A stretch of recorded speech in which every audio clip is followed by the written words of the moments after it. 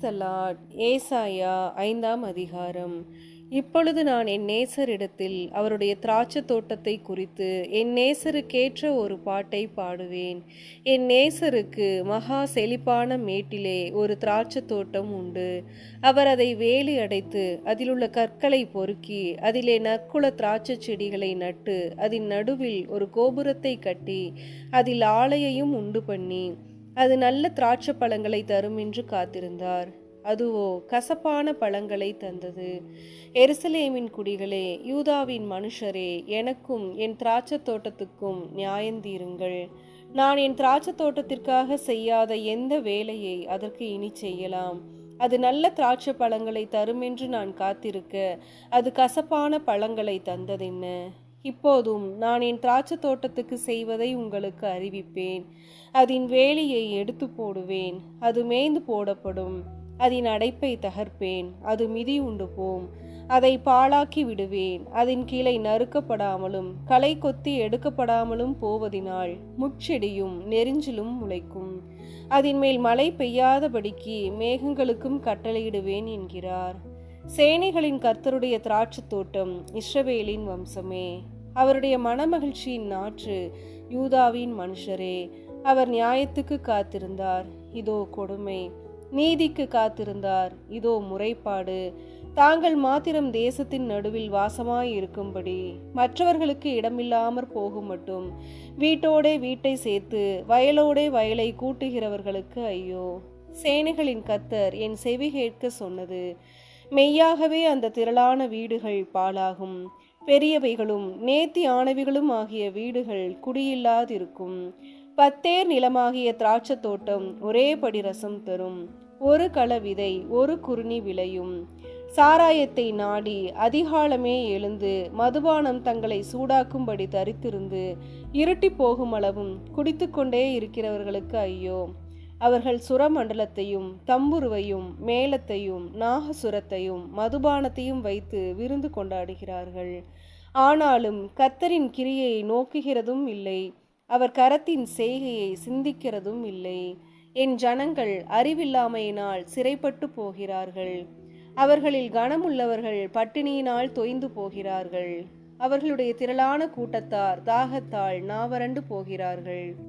அதிநிமித்தம் பாதாளம் தன்னை விரிவாக்கி தன் வாயை ஆவென்று மட்டில்லாமல் திறந்தது.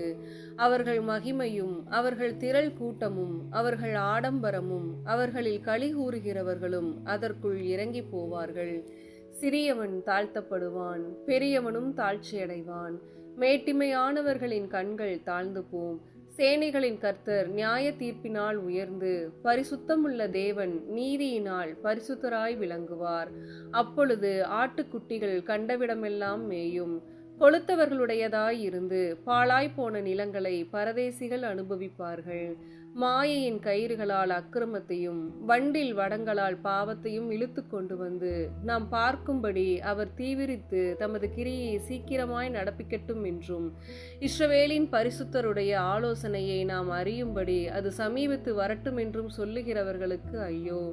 தீமையை நன்மை என்றும் நன்மையை தீமை என்றும் சொல்லி இருளை வெளிச்சமும் வெளிச்சத்தை இருளுமாக பாவித்து கசப்பை தித்திப்பும் தித்திப்பை கசப்பும் என்று சாதிக்கிறவர்களுக்கு ஐயோ.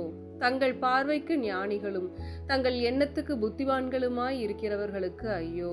சாராயத்தை குடிக்க வீரரும் மதுவை கலந்து வைக்க பராக்கிரசாலிகளுமாய் இருந்து பரிதானத்திற்காக குற்றவாளியை நீதிமானாக தீர்த்து நீதிமானின் நியாயத்தை அவனுக்கு விரோதமாய் புரட்டுகிறவர்களுக்கு ஐயோ. இது நிமித்தம் அக்கினி ஜுவாலை வைக்கோலை பட்சிப்பது போலவும் செத்தையானது நெருப்புக்கு இரையாக எரிந்து போவது போலவும் அவர்கள் வேர் வாடி அவர்கள் துளிர் தூசியை போல் பறந்து போகும். அவர்கள் சேனைகளின் கர்த்தருடைய வேதத்தை வெறுத்து இஸ்ரவேலில் உள்ள பரிசுத்தருடைய வசனத்தை அசட்டை பண்ணினார்களே. ஆகையால் கர்த்தருடைய கோபம் தமது ஜனங்களுக்கு விரோதமாய் மூண்டது. அவர் தமது கையை அவர்களுக்கு விரோதமாய் நீட்டி பர்வதங்கள் அதிரத்தக்கதாயும் அவர்கள் பிணங்கள் நடு வீதிகளில் குப்பை போலாகத்தக்கதாயும் அவர்களை அடித்தார். இவை எல்லாவற்றிலும் அவருடைய கோபம் ஆறாமல் இன்னும் அவருடைய கை நீட்டினபடியே இருக்கிறது. அவர் தூரத்தில் உள்ள ஜாதியாருக்கு ஒரு கொடியை ஏற்றி அவர்களை பூமியின் கடையாந்திரங்களிலிருந்து பயில் காட்டி அழைப்பார். அப்பொழுது அவர்கள் தீவிரமும் வேகமுமாய் வருவார்கள். அவர்களில் விடாய்த்தவனும் இடறுகிறவனும் இல்லை, தூங்குகிறவனும் உறங்குகிறவனும் இல்லை. அவர்களில் ஒருவனுடைய இடுப்பின் கச்சை அவிழ்வதும் பாதரட்சைகளின் வார் அருந்து போவதும் இல்லை. அவர்கள் அம்புகள் கூர்மையும் அவர்கள் வில்லுகள் எல்லாம் நான் ஏற்றினவைகளும் அவர்கள் குதிரைகளின் குளம்புகள் கற்பாறையாக எண்ணப்பட்டவைகளும் அவர்கள் உருளைகள் சுழல் காற்றுக்கு ஒத்தவைகளுமாயிருக்கும். அவர்கள் கெர்ஜிப்பு சிங்கத்தின் கெர்ஜிப்பு போலிருக்கிறது. பால சிங்கங்களைப் போல கெர்ஜித்து உருமி இரையை பிடித்து தப்புவிக்கிறவன் இல்லாமல் அதை எடுத்துக்கொண்டு போய்விடுவார்கள். அந்நாளில் சமுத்திரம் இறைவது போல் அவர்களுக்கு விரோதமாய் இறைவார்கள். அப்பொழுது தேசத்தை பார்த்தால் இதோ அந்தகாரமும் வியாகுலமும் உண்டு. அதன் மேகங்களினால் வெளிச்சம் இருண்டு போம். ஆமேன்.